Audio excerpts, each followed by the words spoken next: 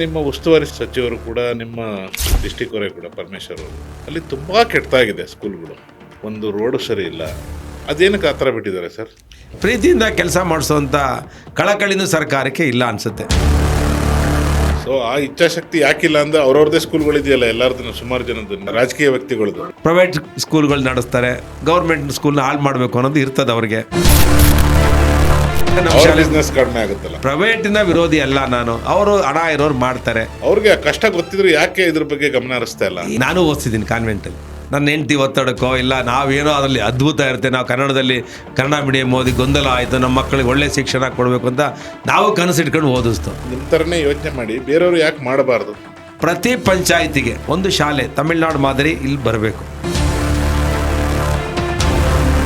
ನಾನು ಶಾಸಕನಾಗಿದ್ದಾಗ 10 ವರ್ಷ ಸುಮಾರು ಒಂದು 15 ಶಾಲೆಗಳನ್ನು ಪಂಚಾಯತಿಗೆ ಒಂದು ಮಾಡಿದ್ರು ನಾವು.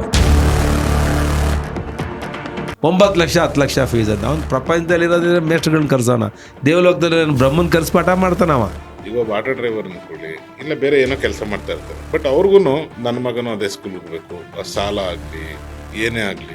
ಮೋದಿಯವರು ಓದಿರೋದು ಸರ್ಕಾರಿ ಶಾಲೆ, ದೇವೇಗೌಡರು ಓದಿರೋದು ಸರ್ಕಾರಿ ಶಾಲೆ, ಯಡಿಯೂರಪ್ಪನವ್ರು ಓದಿದ್ದು ಸರ್ಕಾರಿ ಶಾಲೆಯಲ್ಲಿ, ಸಿದ್ದರಾಮಯ್ಯನವ್ರು ಓದಿರೋದು ಸರ್ಕಾರಿ ಶಾಲೆಯಲ್ಲಿ. ಪ್ರಪಂಚಕ್ಕೆ ಗೌರ್ಮೆಂಟ್ ಶಾಲೆಗಳು ದಿ ಬೆಸ್ಟ್ ಸ್ಕೂಲ್ಸ್ಗಳು. ನಾನು 10ನೇ ಕ್ಲಾಸು PUC ಫೇಲ್ ಆಗಿಬಿಟ್ಟೆ. ದಯವಿಟ್ಟು ನಿಮ್ಮ ಮಕ್ಕಳು ಸರ್ಕಾರಿ ಶಾಲೆಗೆ ಸೇರಿಸಿ, ಅಲ್ಲಿ ಒಳ್ಳೆ ಶಿಕ್ಷಣ ಇದೆ, ಕನ್ನಡ ಓದಿಸಿ.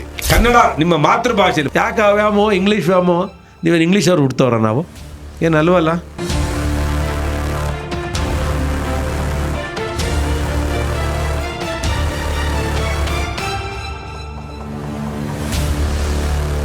ಸರ್ ನಮಸ್ಕಾರ. ಸರ್ ನಮಸ್ಕಾರ, ಹೇಗಿದ್ದೀರಾ?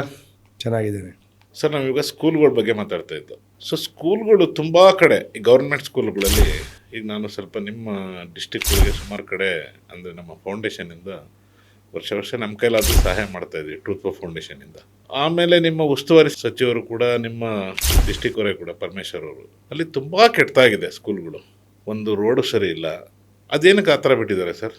ಇಲ್ಲ, ಇದು ಬಹಳ ಗೊಂದಲ ಇದೆ. ಕರ್ನಾಟಕ ರಾಜ್ಯದ ಎಜುಕೇಷನ್ ಸಿಸ್ಟಮ್ ಶಾಲೆಗಳಿದೆಯಲ್ಲ, ನೀವು ಹೋಗಿ ತಮಿಳ್ನಾಡಲ್ಲಿ ನೋಡ್ಕೊಂಬನ್ನಿ. ನೀವು ಕಾಮರಾಜ್ ಅವರು ಅವನ ಕಾಲದಲ್ಲಿ ಅವರು ಏನು ಶಿಕ್ಷಣ ಇರಲಿಲ್ಲ. ಅಲ್ಲಿ ಎರಡನ್ನ ಅವ್ರು ತುಂಬ ಚೆನ್ನಾಗಿ ಮಾಡಿದ್ದಾರೆ ತಮಿಳ್ನಾಡಲ್ಲಿ. ಒಂದು ಸ್ಕೂಲು, ಒಂದು ಹಾಸ್ಪಿಟ್ಲು. ಅಂದರೆ ಪಂಚಾಯತಿಗೊಂದು ಶಾಲೆ ಇಟ್ಟಿದ್ದಾರೆ, CBSE ಸ್ಟ್ಯಾಂಡರ್ಡ್ ಶಾಲೆಗಳನ್ನ ಇಟ್ಟಿದ್ದಾರೆ ಪಂಚಾಯತಿಗೊಂದು. ಇವಾಗಲ್ಲ, 1950s ವೆನ್ ವಾಸ್ ಕಾಮರಾಜ್ ಮುಖ್ಯಮಂತ್ರಿ ಆಗಿಲ್ಲ ಅವಾಗಲೇ. ಅಂದರೆ ಅವತ್ತನೇ ಒಬ್ಬ ಅನಕ್ಷರಸ್ಥ ಒಬ್ಬ ಮುಖ್ಯಮಂತ್ರಿ ಆಗಿದ್ದಂಥವ್ರಿಗೆ ಅಷ್ಟು ಜ್ಞಾನ ಇತ್ತು. ಅಂದರೆ ಇಲ್ಲಿ ಏಕೋಪಾಧ್ಯಾಯ ಶಾಲೆಗಳಿವೆ. ಏಕೋಪಾಧ್ಯಾಯ ಒಂದು ಶಾಲೆಗೆ ಒಬ್ಬನೇ ಮೇಷ್ಟ್ರು ಇರ್ತಾರೆ, ಆತ ಎಲ್ಲ ಹೇಳ್ಕೊಡ್ತಾನೆ 4ನೇ ಕ್ಲಾಸ್ವರೆಗೂ. ಆಮೇಲೆ ಅಲ್ಲಿ 4 ಜನ ಮಕ್ಕಳು ಬರ್ತಾರೆ, 4 ಜನ 5 ಜನ 6 ಜನ ಇರ್ತಾರೆ, ಎಲ್ಲ ಸಬ್ಜೆಕ್ಟು ಅವರೇ ಹೇಳ್ಕೊಡ್ಬೇಕು. ಇಲ್ಲಿ ಬಹಳ ಗೊಂದಲ ಇದೆ. ನಾನು ಅದಕ್ಕೆ ಹೇಳಿದ್ದೇನೆ, ಪ್ರತಿ ಪಂಚಾಯಿತಿಗೆ ಒಂದು ಶಾಲೆ ತಮಿಳ್ನಾಡು ಮಾದರಿ ಇಲ್ಲಿ ಬರಬೇಕು. ಒಂದು ಹೋಬಳಿಗೆ ಒಂದು 50 ಬೆಡ್ ಹಾಸ್ಪಿಟ್ಲು ಬರಬೇಕು. ಅದಕ್ಕೆ ನಾನು ಶಾಸಕನಾಗಿದ್ದಾಗ 10 ವರ್ಷ ಸುಮಾರು ಒಂದು 15 ಶಾಲೆಗಳನ್ನು ಪಂಚಾಯತಿಗೆ ಒಂದು ಮಾಡಿದೋ. ನಾವು ಮಸ್ಕಲ್ ಪಂಚಾಯತಿಗೆ ಒಂದು ಮಾಡೋದು. ಅಂದರೆ 1 to PUC ಇದೆ ಅಲ್ಲಿ. ತಿರ್ಗಿ ಅದಾದಮೇಲೆ ಒನ್ಸ್ಕೆರೆಗೆ ಮಾಡೋದು, 1 to 10th ಇತ್ತು. ನಾಗೋಲಿಗೆ ಮಾಡೋದು, 1 to ಅಲ್ಲಿ ನಾಗೋಲಿ ಒಳಗಡೆ 1 to PUC ಇತ್ತು ಮಾಡೋದು ನಾವು. ಅದಾದಮೇಲೆ ಗೂಳೂರು ಹೋಬಳಿ ಹೆಡ್ ಕ್ವಾರ್ಟರ್ಸು, ಅಲ್ಲಿ 1 to 8 ಇತ್ತು. ಇನ್ಫ್ರಾಸ್ಟ್ರಕ್ಚರ್ಸ್ ಇರಲಿಲ್ಲ, ತುಂಬ ಅದ್ಭುತವಾಗಿ ಇನ್ಫ್ರಾಸ್ಟ್ರಕ್ಚರ್ಸ್ ಡೆವಲಪ್ ಮಾಡಿಕೊಟ್ಟು. ತಿರ್ಗಿ ಬುಗುಡ್ನಹಳ್ಳಿ ಶಾಲೆ ಅಂತ ಒಂದಿತ್ತು, ಅದನ್ನು ತುಂಬ ಹೈಲಿ ಇನ್ಫ್ರಾಸ್ಟ್ರಕ್ಚರ್ಸ್ ಲೋಡ್ ಮಾಡಿಕೊಟ್ಟು. ಇನ್ನೊಂದರಲ್ಲಿ ಹಿರೇಹಳ್ಳಿ ಒಳಗಡೆ ಒಂದು CSR ಫಂಡ್ ಒಂದು 40 ಲಕ್ಷ ಬಂತು. ನಾನೇ ಸ್ವಂತ ನನ್ನ ಕೈಯಿಂದ 1 ಲಕ್ಷ ರೂಪಾಯಿ ಹಾಕ್ಬಿಟ್ಟು ನಾವು ಹಾಕಿ ಅದನ್ನು ಬಿಲ್ಡಿಂಗೇ ಕಟ್ಕೊಟ್ಟು. ನಾವು 1,40,000 1,40,00,000 ಬಿಲ್ಡಿಂಗ್ ಕಟ್ದು ಒಟ್ಟು 16 ರೂಮ್ ಕಟ್ಕೊಟ್ಟು ನಾವು. ಆದರೆ ಹೀಗೆ ನಮ್ಮ ಒಂದು ಜರ್ನಿ ಒಳಗಡೆ ಪ್ರತಿ ಪಂಚಾಯತಿಗೆ ಒಂದೊಂದು KPSE ಸ್ಟ್ಯಾಂಡರ್ಡಲ್ಲಿ ಕಟ್ಟಬೇಕು ಅಂತೇಳಿ ಕಟ್ತೋ ನಾವು 1 to PUC ವರೆಗೆ. ಆದರೆ ಈಗ ಸರ್ಕಾರ ಪಂಚಾಯತಿಗೆ ಒಂದು ಕೊಡ್ತಾ ಇದೆ KPSEನ. ಒಂದು ಕ್ಷೇತ್ರಕ್ಕೆ 2 ಶಾಲೆ ಕೊಡ್ತಿದೆ, 2 ಕೊಟ್ಟಿದ್ದಾರೆ ಈಗ. ಅದೇನೂ ಆಗಲ್ಲ, ಯೂಸ್ ಇಲ್ವಲ್ಲ. ನಾವು ಅದಕ್ಕೆ ಹೇಳಿದ್ವಿ, ನಾವು ಬಿಲ್ಡಿಂಗ್ ಕಟ್ಕೊಡ್ತೀವಿ, ನಾವು ಶಾಸಕರ ಅನುದಾನ ಬಳಸಿದ್ದೋ, CSR ಫಂಡ್ ಬಳಸಿದ್ದೋ, ಸ್ವಂತ ಹಣ ಬಳಸಿದ್ದೋ, ಇವೆಲ್ಲ ಡೆವಲಪ್ ಮಾಡಿದ್ವಿ. ನಾವು ಅದನ್ನು ಮೇಂಟೈನ್ ಮಾಡ್ರಪ್ಪ ಸಾಕು ಅಂತ ಹೇಳ್ತಿದ್ವಿ. ಮೇಂಟೆನೆನ್ಸ್ ತುಂಬ ಕಾಸ್ಟ್ ಬರುತ್ತೆ ನಮಗೆ. ನಾವು LKG UKGನೂ ಪ್ರಾರಂಭ ಮಾಡಿದ್ದೋ, ಯಾವುದರಲ್ಲಿ ನಾಗೋಲಿ LKG UKG ಮಾಡಿಸಿದ್ದೋ, ಅದಾದಮೇಲೆ ಮಸ್ಕಲಲ್ಲಿ ಮಾಡಿಸಿದ್ದೋ, ಒನ್ಸ್ಕೆರೆಯಲ್ಲಿ ಮಾಡಿಸಿದ್ದೋ. ನಾನು ಒಂದ್ಸಲಿ ಸೋತ್ಬಿಟ್ಟೆ, ಏನೋ ದೇವರ ಅನುಗ್ರಹ ಇರಲಿಲ್ಲ, ಎಲ್ಲ ನಿಂತೋಗಿದ್ದು. ಎಲ್ಲ ಲೈಬ್ರರಿ ನೋಡೋಕ್ಕಾಗ್ತಿಲ್ಲ, ಕಂಪ್ಯೂಟರ್ಗಳು ಇವತ್ತು ಕೆಟ್ಟೋಗಿವೆ. ಇವತ್ತು ನಮ್ಮಲ್ಲಿ ಹಣ ಇಲ್ಲ, ಅದಕ್ಕೆ CSR ಫಂಡಿಂದ ನಾವು ತಂದು ಈ ಸಲ ಎಲ್ಲ ಸೆಟ್ರೇಟ್ ಮಾಡೋಕ್ಕೆ ಆಗ್ತಿಲ್ಲ ನಾವು. ಅದಕ್ಕೆ ನಾವು ಸರ್ಕಾರಕ್ಕೆ ಹೇಳ್ತಿದ್ದೀವಿ, ನೀವು ಇದನ್ನು ಮೇಂಟೈನ್ ಮಾಡಿ ಸಾಕು, ನಮ್ಗೆ ಏನು ಕೊಡಬೇಡಿ. ನಾವು ಬಿಲ್ಡಿಂಗ್ ಕಟ್ಸ್ಕೊಟ್ಟಿದ್ದೀವಿ, ಲೈಬ್ರರಿ ಮಾಡಿದ್ದೀವಿ, ಕಂಪ್ಯೂಟರ್ ಲ್ಯಾಬ್ ಮಾಡಿದ್ದೇವೆ, ಎಲ್ಲವನ್ನೂ ಮಾಡಿದ್ದೇವೆ. ಮೇಂಟೈನ್ ಮಾಡ್ರಪ್ಪ ಅಂದರೂ ಆಗ್ತಿಲ್ಲ ಸರ್ಕಾರಕ್ಕೆ. ಅದಕ್ಕೆ ಸರ್ಕಾರ ಈಗ ಹಳೆ ವಿದ್ಯಾರ್ಥಿಗಳನ್ನ, ಯಾರ್ಯಾರು ಶ್ರೀಮಂತರು ನಿಮ್ಮಂಥವ್ರನ್ನ, ಫಿಲಾಂಥ್ರಪಿಸ್ಟ್ಗಳನ್ನ ಕರ್ಕೊಂಬಂದು ಮಾಡ್ತಾ ಇದೆ. ಈ ವರ್ಷವೂ ಕೂಡ ನಾವು ಹೊನ್ನೂಡಿಕೆ ತಗೊಂಡಿದ್ದೇವೆ. ಅದಾದಮೇಲೆ ಹೊನ್ನೂಡಿಕೆ ಆದಮೇಲೆ ಯಲ್ಲಾಪುರ ಅಂತೇಳಿ ಸ್ವಾಮಿನಹಳ್ಳಿ ಗ್ರಾಮ ಪಂಚಾಯತಿಲಿ ಒಂದು ತಗೊಂಡಿದ್ದೇವೆ. ಅದಾದಮೇಲೆ ನೆಲಾಳಲ್ಲಿ ಒಂದು ತಗೊಂಡಿದ್ದೇವೆ. CSR ಫಂಡಲ್ಲಿ ನಡೀತಿದೆ, ಇವತ್ತು ಕೆಲಸ ನಡೀತಿದೆ. 3 ಶಾಲೆಗಳನ್ನು ನಾವು CSR ಫಂಡಲ್ಲಿ ಈ ವರ್ಷದಲ್ಲಿ ಪ್ರಾರಂಭ ಮಾಡಿದ್ದೇವೆ.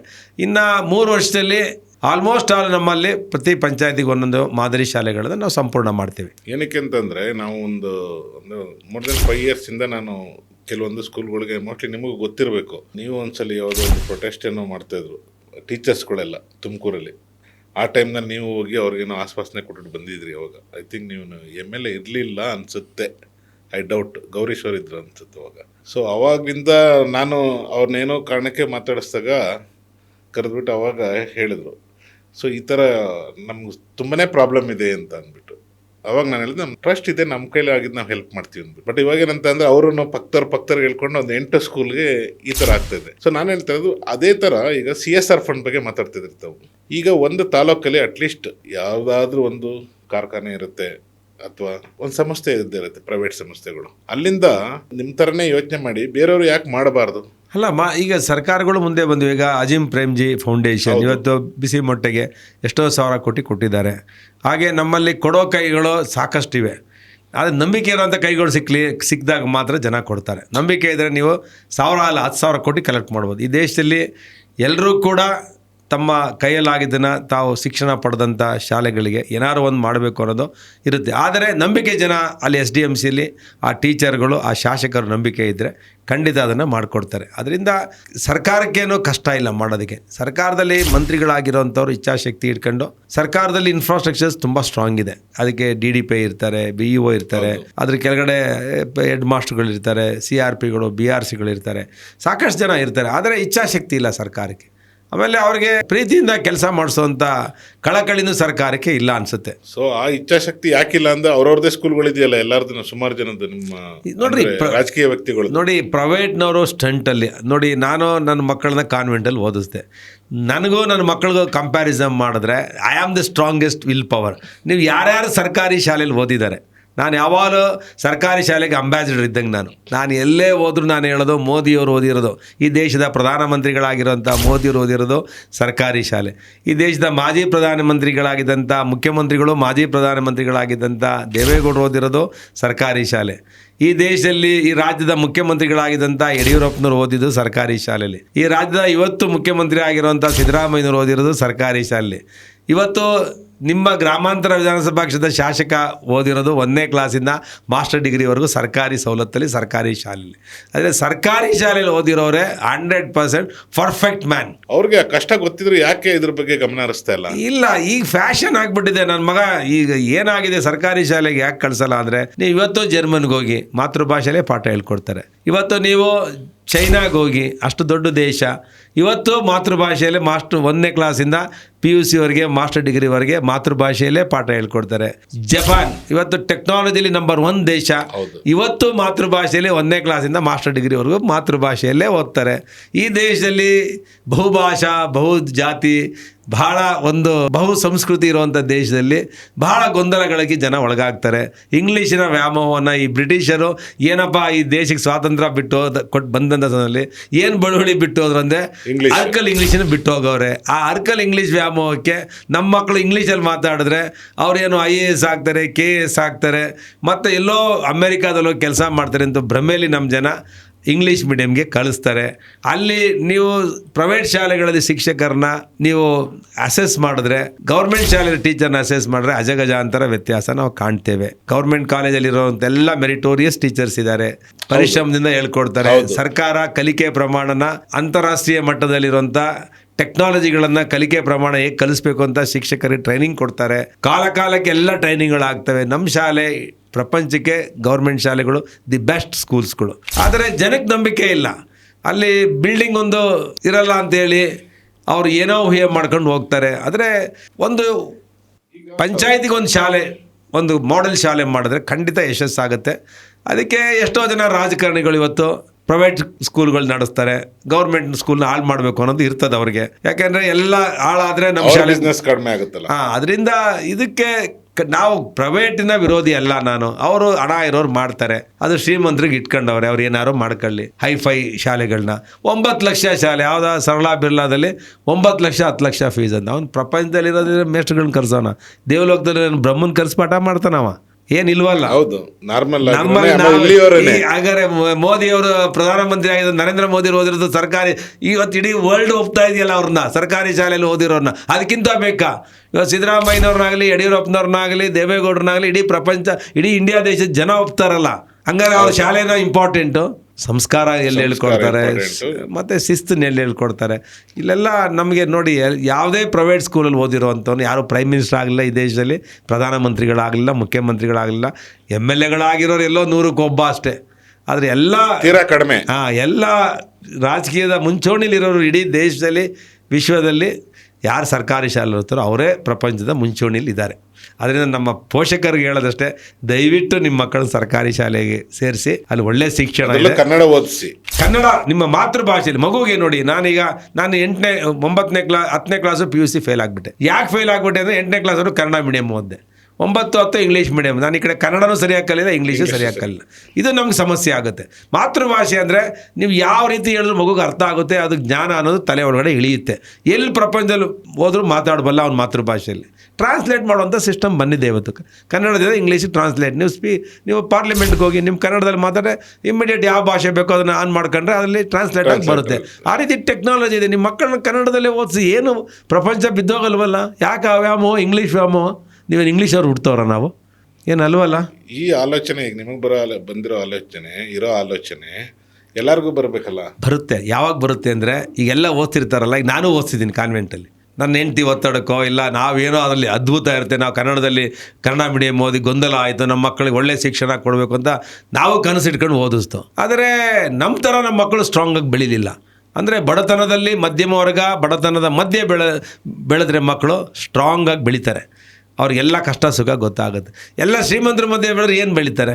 ಏನೂ ಬೆಳೆಯಲ್ಲ. ಈಗ ತಂದೆ ತಾಯಿಗಳಿಗೂ ಒಂದು ಪ್ರಾಬ್ಲಮ್ ಸ್ಟಾರ್ಟ್ ಆಗ್ಬಿಟ್ಟಿದೆ. ಯಾವ ಥರ ಪ್ರಾಬ್ಲಮ್ ಅಂತ ಅಂದರೆ, ಈಗ ಪಕ್ಕದ ಮನೆಯವನು ಏನೋ ಬೇರೆ ಸ್ಕೂಲ್ಗೆ ಹೋಗ್ತಾ ಇರ್ತಾನೆ, ಯಾವುದೋ ಕಾನ್ವೆಂಟ್ಗೆ ಹೋಗ್ತಾ ಇರ್ತಾನೆ, ಅದೊಂದು ಸ್ವಲ್ಪ ಸ್ಟ್ಯಾಂಡರ್ಡ್ ಆಗಿರುತ್ತೆ. ಈಗ ಒಬ್ಬ ಆಟೋ ಡ್ರೈವರ್ ಅಂದ್ಕೊಳ್ಳಿ, ಇಲ್ಲ ಬೇರೆ ಏನೋ ಕೆಲಸ ಮಾಡ್ತಾ ಇರ್ತಾರೆ, ಅವರು ಬದುಕೋದಕ್ಕೋಸ್ಕರ ಮತ್ತು ಲೈಫ್ನ ಲೀಡ್ ಮಾಡಲಿಕ್ಕೋಸ್ಕರ. ಬಟ್ ಅವ್ರಿಗೂ ನನ್ನ ಮಗನೂ ಅದೇ ಸ್ಕೂಲ್ಗೆ ಹೋಗಬೇಕು, ಆ ಸಾಲ ಆಗಲಿ ಏನೇ ಆಗಲಿ ಅನ್ನೋದೊಂದು ಮನೋಭಾವನೆ ಬಂದ್ಬಿಟ್ಟಿದೆ. ನೋಡ್ರಿ, ಯಾವತ್ತು ಅನುಕರಣೆ ಅನ್ನೋದು, ಈಗ ಯಾರು ರಾಜ್ಕುಮಾರ್ ಥರ ಆ್ಯಕ್ಟ್ ಮಾಡಿ ರಾಜ್ಕುಮಾರ್ ಆಗೋಕ್ಕಾಗುತ್ತಾ? ಈಗ ಮೋದಿ ಥರ ಆ್ಯಕ್ಟ್ ಮಾಡಿದ್ರೆ ಪ್ರಧಾನಮಂತ್ರಿ ಆಗೋಕ್ಕಾಗುತ್ತಾ? ತನ್ನ ಸ್ವಂತ ಬುದ್ಧಿ ಇರಬೇಕು, ಸ್ವಂತ ಶಕ್ತಿ ಇರಬೇಕು, ತನ್ನ ಇತಿಮಿತಿ ಇರಬೇಕು, ವಿವೇಕ ಇರಬೇಕು. ಮೊದಲನೇದಾಗಿ ವಿವೇಕ ಇರಬೇಕು. ಯಾವುದೋ ಒಬ್ಬ ಶ್ರೀಮಂತ 1 ಕೋಟಿ ರೂಪಾಯಿ ಕಾರಲ್ಲಿ ಹೋಗ್ತಾನೆ ಅಂತೇಳಿ ನಾನು ನನ್ನ ಮನೆ ಮಠ ಎಲ್ಲ ಮಾರಿ ನಾನು 1 ಕೋಟಿ ಕಾರಲ್ಲಿ ಹೋದ್ರೆ ಏನಾಗುತ್ತೆ? ಬಟ್ ಇವತ್ತು ಜನ ಆ ಪರಿಸ್ಥಿತಿ ಇಲ್ಲ, ಜನ ಬುದ್ಧಿವಂತರಿದ್ದಾರೆ. ಪರಿಸ್ಥಿತಿ ಅನ್ನೋದಕ್ಕಿಂತ ಆ ಥಿಂಕಿಂಗ್ ಲೆವೆಲ್ ಅಲ್ಲಿಗೆ ಹೋಗ್ಬಿಟ್ಟಿದೆ ಅವ್ರದ್ದು. ಅಲ್ಲ, ಅದು ತಪ್ಪದು. ನೋಡಿ, ಮುಂಚೆ ಮನೆ ಮುಂದೆ ಎಲ್ಲ ಮದುವೆ ಮಾಡ್ಕೊಳ್ಳೋರು ಕಡಿಮೆ ರೇಟಲ್ಲಿ, ಎಲ್ಲ ಅವರೇ ಹಪ್ಪಳ ಹೊಸಿಯೋರು, ಅವರೇ ಅಡುಗೆ ಮಾಡೋರು, ಅವರೇ ಬಡಿಸೋರು ಎಲ್ಲ ಇತ್ತು. ಕಾಲಕ್ರಮೇಣ ಮಳೆ ಬಂದಾಗ ಜನಗಳನ್ನ ನಿಭಾಯಿಸೋಕ್ಕಾಗಲ್ಲ, ಅದು ಚೌಲ್ಟ್ರಿ ಸಿಸ್ಟಮ್ ಬಂತು. ಚೌಲ್ಟ್ರಿ ಸಿಸ್ಟಮಲ್ಲಿ ಈಗ ಜನ ಬಸ್ ಮಾಡ್ಕೊಂಡು ಚೌಲ್ಟ್ರಿಗೆ ಹೋಗುವಂಥ ಸಿಸ್ಟಮ್ ಬಂತು. ಆಮೇಲೆ ಜನಕ್ಕೆ ಗೊತ್ತಾಗುತ್ತೆ, ಎಲ್ಲೋದ್ರೂ ಸರಳವಾಗಿ ಮದುವೆ ಮಾಡ್ಕೋಬೇಕು, ಸರಳ ಜೀವನ. ಗಾಂಧೀಜಿಯವರು ನಮ್ಮ ದೇಶಕ್ಕೆ ಹೇಳ್ಕೊಟ್ಟಿರೋದು ಸರಳವಾಗಿ ಬದುಕಿದ್ರೆ ಯಶಸ್ಸಿರುತ್ತೆ ಅಂತ.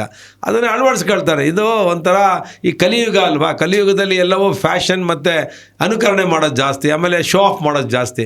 ಈ ಶೋ ಆಫಿಂದ ಬರಬೇಕು, ಸರಳತೆಯನ್ನು ಜೀವನದಲ್ಲಿ ಚಿಕ್ಕ ವಯಸ್ಸಿಂದಲೇ ಬೆಳೆಸ್ಕೋಬೇಕು ನಾವು.